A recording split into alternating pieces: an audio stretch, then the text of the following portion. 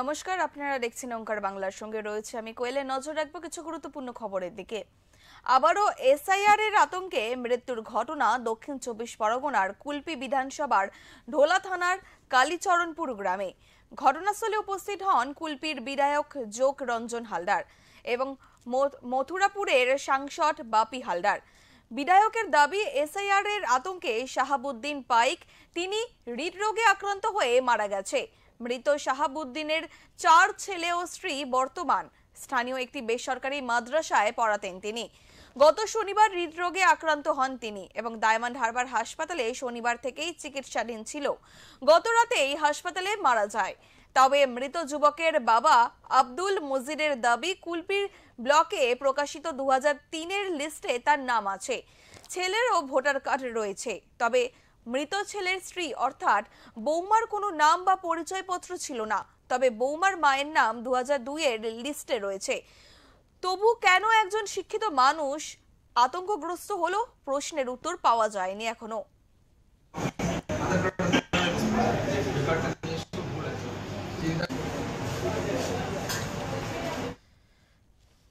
পরিবারের দাবি, এসআইআর নিয়ে কয়েকদিন ধরেই আতঙ্কগ্রস্ত ছিলেন, তারপরেই এই ঘটনা ঘটেছে।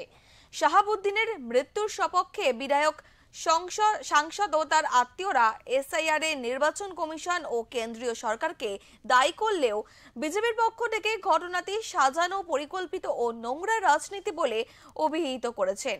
এ বিষয়ে মথুরাপুর লোকসভার কেন্দ্রের সাংসদ বাপি হালদার বলেন যে রাজ্য জুড়ে শুরু হয়েছে 2002-এর ভোটার লিস্টে ওনার এবং উনার স্ত্রীর নাম ছিল না। এরপর থেকেই আতঙ্কিত হয়ে পড়ে শাহাবুদ্দিন।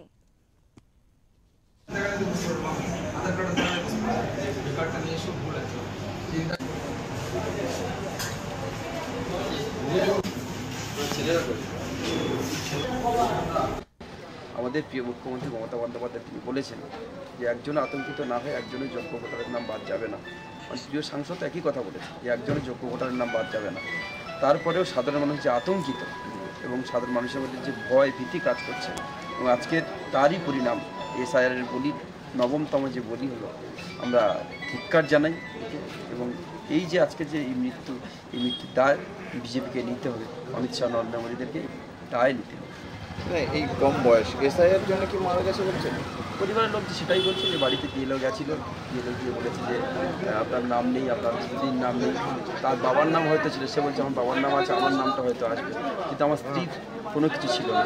এটাই নিয়ে তিনি আতঙ্কিত ছিলেন যে আমার স্ত্রীকে রেখে আমি কীভাবে আমার মতো একা থাকবো, এটাই নিয়ে আতঙ্ক হয়েছে। তো পরিবারের লোকের অভিমত অনুযায়ী, মতামত অনুযায়ী সেটুকু আমরা জানতে পেরেছি। এখন কি পরিস্থিতি বা আপনারা এখন এটা নিয়ে কি দেখুন, বলার তো কিছু নেই।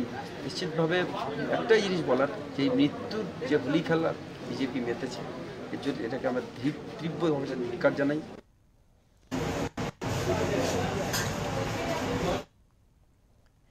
এই বিষয়ে বিজেপি নেতা অশোক পুরকাইত তিনি জানান, শাহাবুদ্দিনের ব্রেন স্ট্রোকে আক্রান্ত হয়েছিল।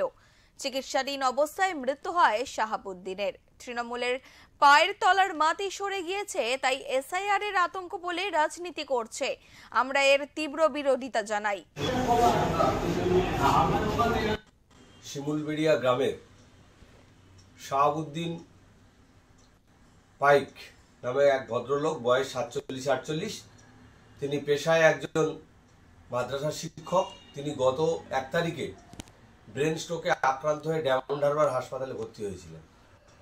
গতকাল তার মৃত্যুর ঘটনাকে কেন্দ্র করে তৃণমূল তার ডার্টি পলিটিক্স শুরু করে দিয়েছে। তারা রটাচ্ছে যে এসআইআর এবং সিএ আতঙ্কে নাকি তার মৃত্যু হয়েছে। বিষয় হচ্ছে যে যিনি পেশায় একজন স্কুল শিক্ষক এবং তার বয়সও যথেষ্ট হয়েছে, তিনি ভারতের নাগরিক, তিনি খুব ভালোভাবেই জানেন যে এসআইআরে তার কোনো সমস্যা হওয়ার সম্ভাবনা নেই। দ্বিতীয় আর একটা বিষয় হচ্ছে যে বিএলওরা 4 তারিখ থেকে বাড়িতে বাড়িতে ফর্ম দেওয়া শুরু করেছে। তার বাড়িতে এখনো বিএলও পৌঁছায়নি, তো তার আগেই তার এসআইআর আতঙ্কে মৃত্যু হচ্ছে। এর থেকে আজগুবি গল্প আর কিছু হতে পারে না। আসলে এটা তৃণমূলের একটা এজেন্ডা। যারা এসআইআর হলে তাদের যে ভোট ব্যাংক, সেই ভোট ব্যাংকে অবৈধ বাংলাদেশিদের যে ভোট, সেই ভোটটা কেটে যাবে সেই আতঙ্কে তারা এই সমস্ত গুজব ছড়াচ্ছে।